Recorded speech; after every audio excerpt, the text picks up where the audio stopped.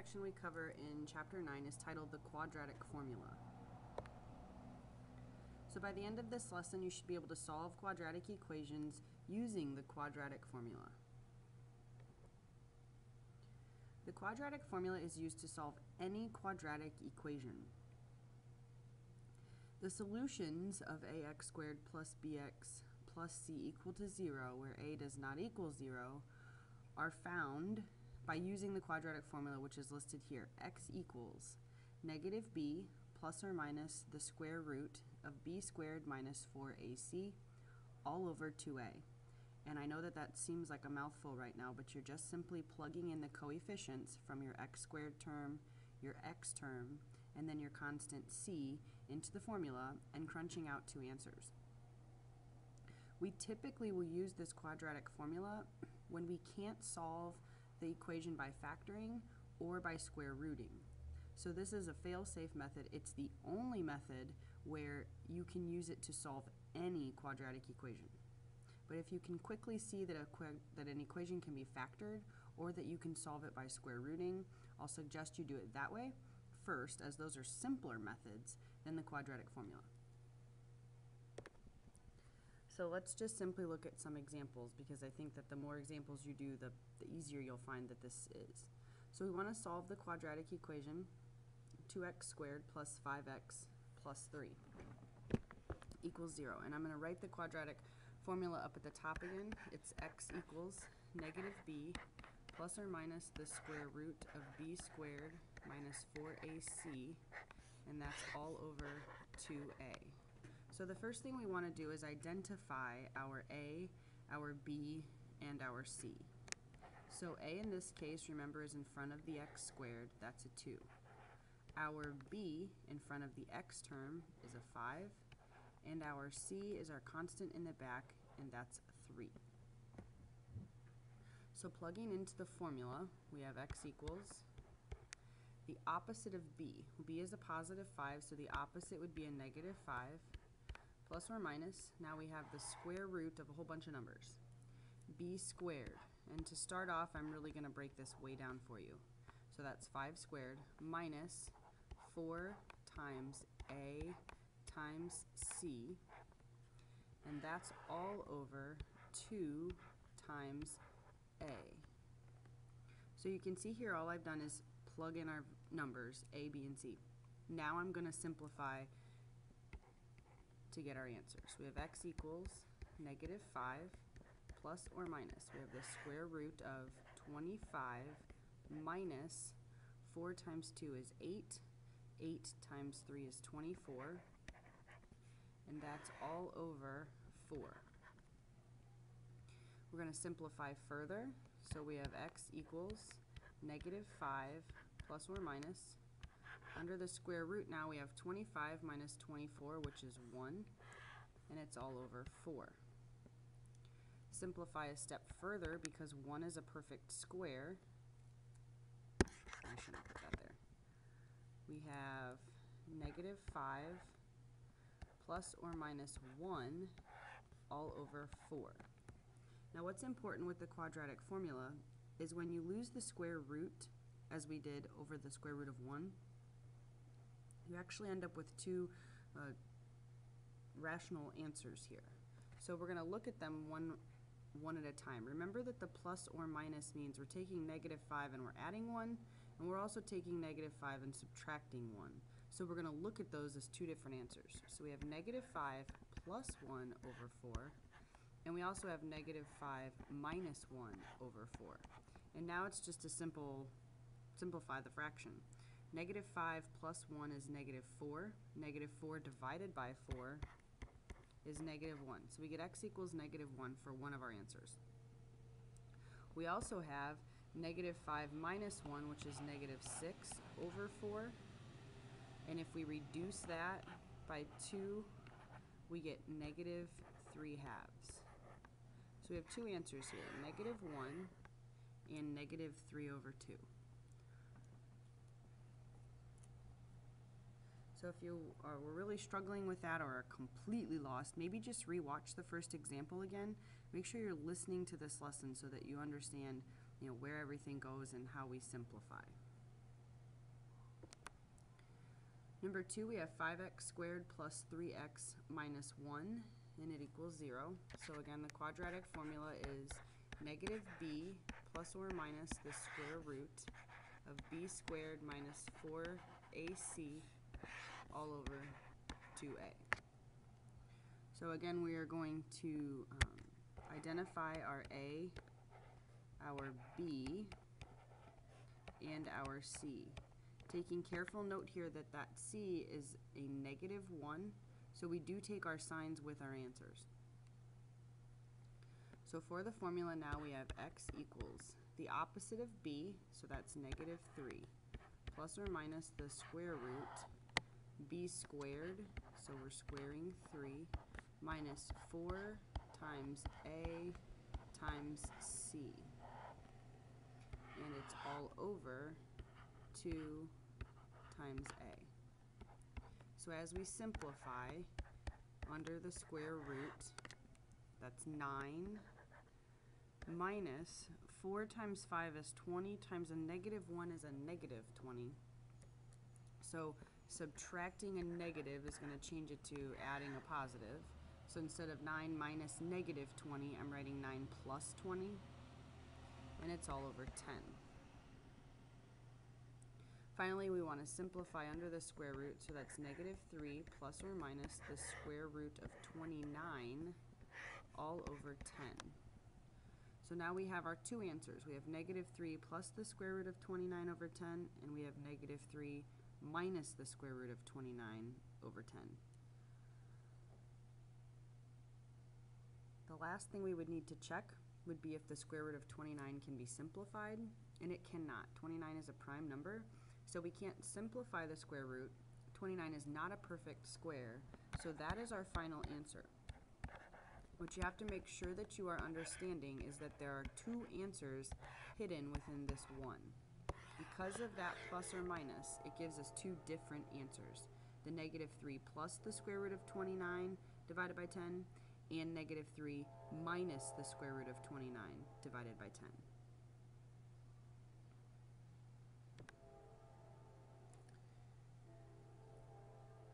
Number 3, we have x squared minus 10x minus 40, and that's set equal to 0. So again, we want to identify our a, b, and c.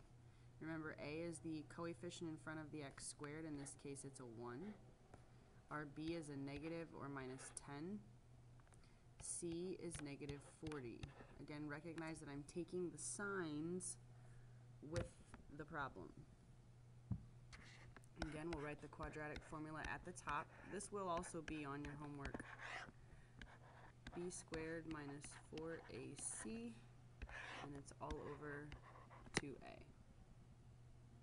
So plugging into the formula, the opposite of b. Here b is a negative 10, so the opposite of that is positive 10, plus or minus the square root of b squared, so you're squaring negative 10, minus 4 times a times c. Got a lot going on there. And it's all over 2 times a. So if we simplify, that's 10 plus or minus the square root. Negative 10 squared is a positive 100.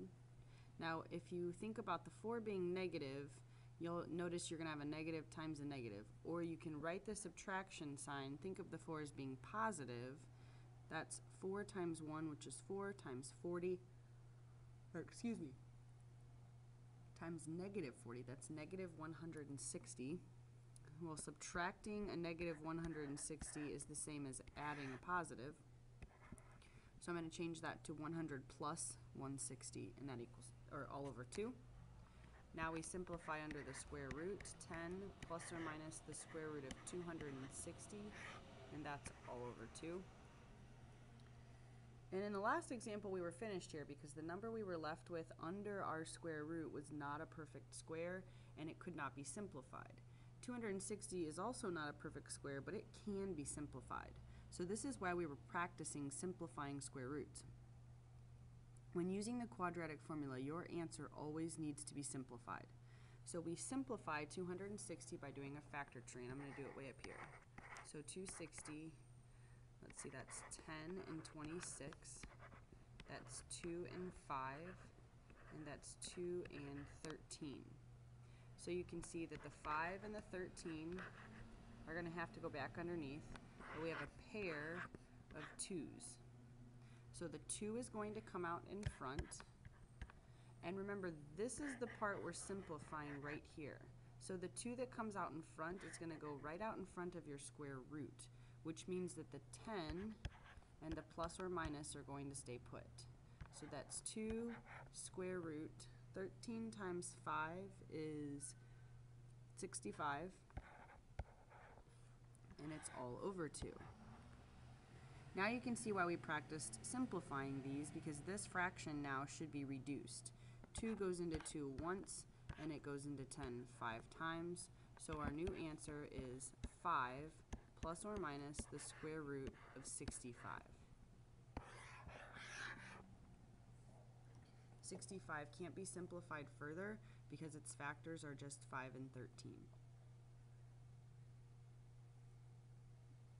Remember again, this is actually two answers, 5 plus the square root of 65 and 5 minus the square root of 65.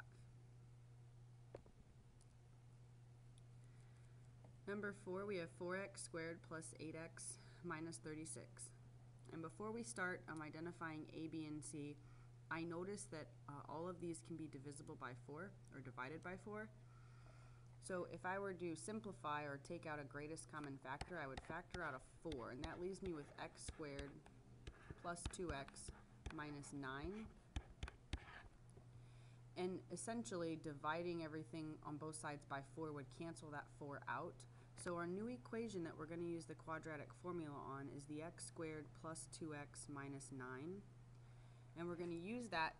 It's simpler to use. You'll notice that your a, your b, and your c are all smaller numbers to deal with. So if you can factor out a GCF, again, always make sure that you're doing that first. It's going to make things a lot simpler on you. So now our a is 1, b is 2, and c is a negative 9. So we have x equals the opposite of b, which is negative 2, plus or minus the square root. B squared is 2, so we're squaring 2, minus 4 times a times c. And that's all over 2 times 1, or 2a. So that's negative 2 plus or minus the square root. And some of this I'm going to start doing in my head a little bit. That's 4 plus 36, because you're subtracting a negative, so that's 40. And that's all over 2. 40 is not a perfect square, but it can be simplified. So the first thing we need to do is a factor tree on the number 40. So if we look at 40, it's 2 and 20, 2 and 10, 2 and 5. So we have a pair of 2's with a single 2 and a single 5 left over. So that becomes negative 2 plus or minus 2 square root 10 all over 2. And we have 2's everywhere, which means they can all reduce with one another, so that's 1, 1, and 1. So our new answer becomes x equals 1 plus or minus the square root of 10. And I don't have to write this one. Similar to an x, you don't say 1x typically, just like you don't say 1 square root 10. And on the bottom, we always know that we don't have to write a 1 in our denominator. So again, two answers here. 1 plus the square root of 10 and 1 minus the square root of 10. Remember that the square root of 10 is just a decimal, so our roots here are not going to fall on whole numbers on our x-axis. If we were to graph this, they would fall somewhere in between. If you'd like to try the last example on your own, I encourage you to do that. I'm going to be doing a little bit more of this formula in my head now as I go. You'll see with practice that you'll get to the same place. So it's negative b plus or minus the square root of, b squared minus 4ac, and that's all over 2a. So our a here is a negative 3, b is 5, and c is negative 1. So plugging into the formula, the opposite of b, so that's negative 5, plus or minus the square root. B squared, that's negative 3 squared, so that's 9, minus 4 times A, that's negative 12, times C, that's positive 12.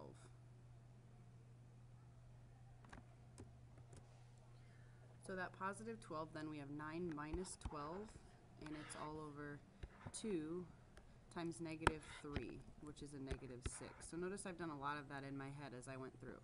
So then we get negative 5 plus or minus the square root of negative 3, and it's all over negative 6. And what's interesting here is that we have a negative number under our square root. And whenever you have a negative number under the square root, it means that your quadratic function actually doesn't cross the x-axis. So there are several, an infinite number of parabolas that don't cross the x-axis, but here are two examples. And ours, because our 3 is negative in front of the x squared, could possibly look like something I have drawn here. So notice that your vertex, or your maximum point, is below the x-axis. The parabola is going to continue downward, so it's never going to cross that x-axis. So here we would say no roots, or you can say no solution.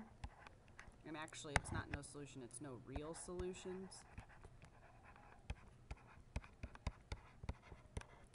No x-intercept.